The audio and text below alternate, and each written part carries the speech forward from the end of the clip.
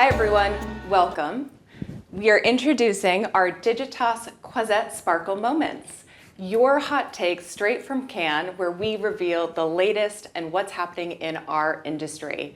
Joining me here today is Amy Lanzi, our CEO of Digitas North America. Welcome, Amy. Thank you for having me. Hello, very excited. Thrilled to have you. John Kahn, our newly elevated Chief Transformation Officer. How's that feel, John? It feels great, and it's great to be here with you, Stephanie. Thank you. Fantastic. And I almost forgot myself. I am Stephanie Gilbert. I lead marketing and communications for Digitas at North America. So welcome, gang. Let's dive in. It's officially day one here at Cannes.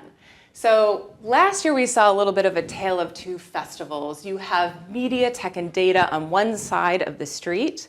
Then you have this bastion of creativity in the Palais, what we're all here for at the Cannes Lion Festival of Creativity. So John, what were your observations last year with those two modes of the work in our industry on each side of the street? What did you observe, and what are you hoping to see more of this year? Yeah, I think that what the last year has taught us is that it's critical for brands and advertisers to bring soul to the signals and meaning to the machines. There is so much innovation happening and so much we can do from a data perspective, from a targeting perspective, generative content, but if it's not connected to real human insight, frankly, it's meaningless. And it can actually be damaging. So I think what I'm excited about seeing is how agencies and brands have brought together through a networked effect the great innovation on the media side with just that human creativity that you can't replicate through machines. Soul to the signals. You heard it here first, kids. This is amazing. Love it. Thank you, John. Amy, speaking of soul and signals, you have a lot of experience here at Cannes as a judge and jury president. So you were on the jury for the creative commerce category, 2 years ago, and then president of said jury last year. In Cannes, there are over 30,000 submissions for work, 30,000. 3% of those get shortlisted or take home hardware. From your perspective, as a jury member, what does it take to get to that 3%? Absolutely. I mean, it's very similar. Thank you for having me. And it's very similar to what John said in terms of you need what really makes them break out are three things. The first is a single strategic insight that's human, that then sets up the ability, and this is especially through the lens of creative commerce, sets up the opportunity to drive business outcomes, but also feel like it's high impact and creative and inspirational.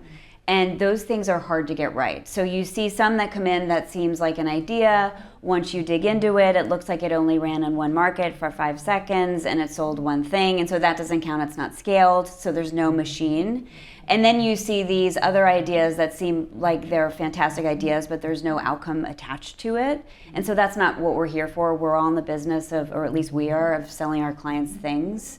And so that, to me, that's where I'm anticipating we'll see more of that here, because the business is now, and I think the industry is definitely moving more into the idea of outcome-based. We've always lived in this space, but this is now something like, how do these two worlds coexist? I think John said it beautifully around understanding you need the systematic approach underneath what consumers don't see, but then it's basically elevated, and this is what gives you that bigger impact by some beautiful creative idea that is attached to a human insight. I love it. Interrogate for the impact. I love that. Fantastic. Great.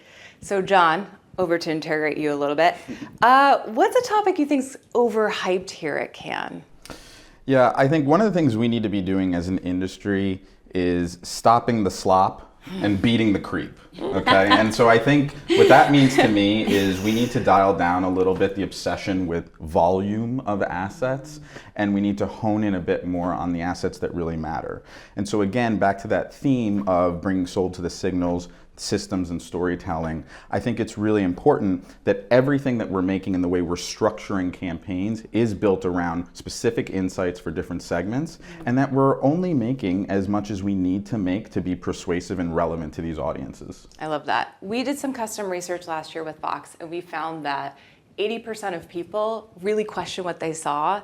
They wondered if it was truly just slop, and the kids were calling it the generative mid. So let's not be mid. Let's have some soul, right, to the signals and some value to the tonnage, right? Yeah, and there's great ways that we can leverage technology to help us do exactly that.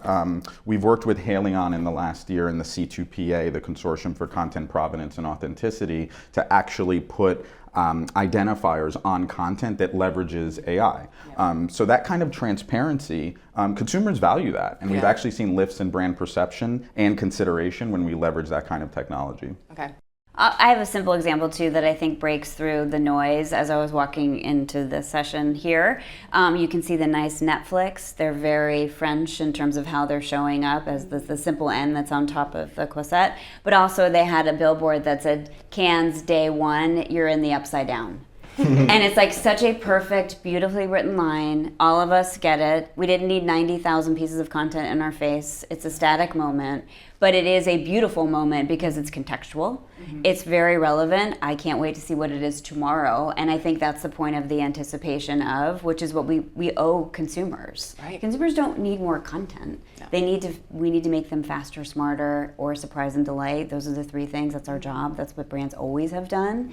So I think that was a very like static, non-ad techy moment that I think brings through what you're speaking of, which is how do we get through the slop and just get to things that actually surprise and delight our consumers. Yeah, I love that. All right, we're going to get to the close already. These, as promised, are fast takes, but hot takes. So, all right, let's end on a fun note a little bit. Amy, what are you most looking forward to doing this week in general? Stages, panels, events? I mean, I love seeing the marketplace. So when there's the wonderful opportunity to go to CES or something like Cannes, to be able to see who's on the beach, who's not on the beach.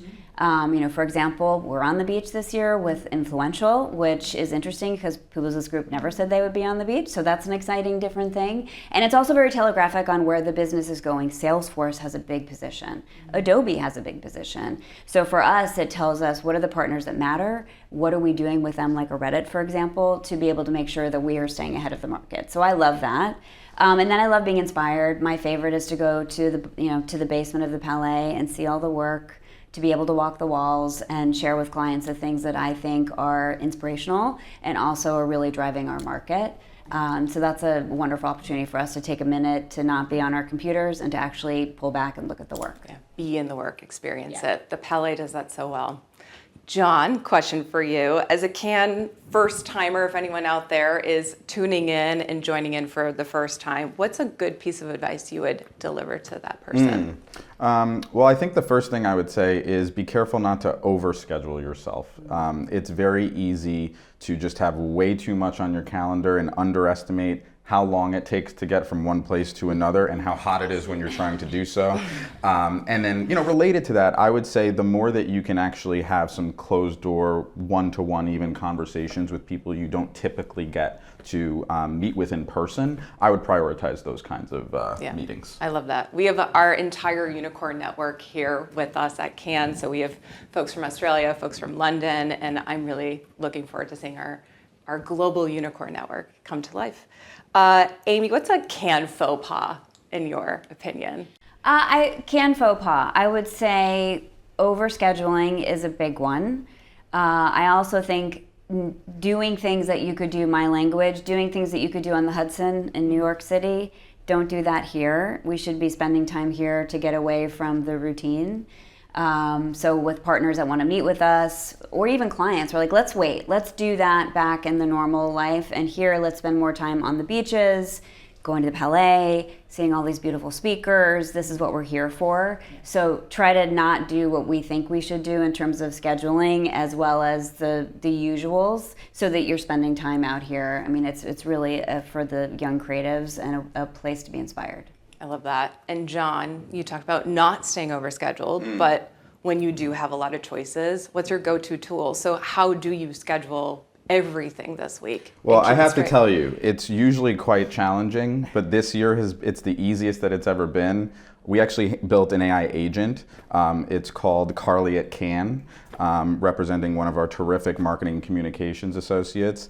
And it basically gives us all of the information that we need on a daily basis, helps me prioritize personally. And I think we'll be making that available next year. Great. After we right. see how successful it is for the next few days. All right. Well, if you are on time this week and show up to all your meetings, then we'll release it to the masses. So you heard it here first. There's a lot of pressure. This works. It's coming live to you soon. Well, that's it for today's session. They're quick. They're fast, but I think you got all you need to know for the first episode. Join us later in this week. We are going to be coming at you from LinkedIn and Reddit with incredible thought leaders joining us from Walbert Connect. Klaviyo, thank you to our partners at Brand Innovators here today. They hosted us, so we're so grateful to have incredible friends of unicorns hosting us. So that's it for today's show. Thank you, everyone. Happy CAM. Thank you, Stephanie. Thank you. Thank you. Thank you.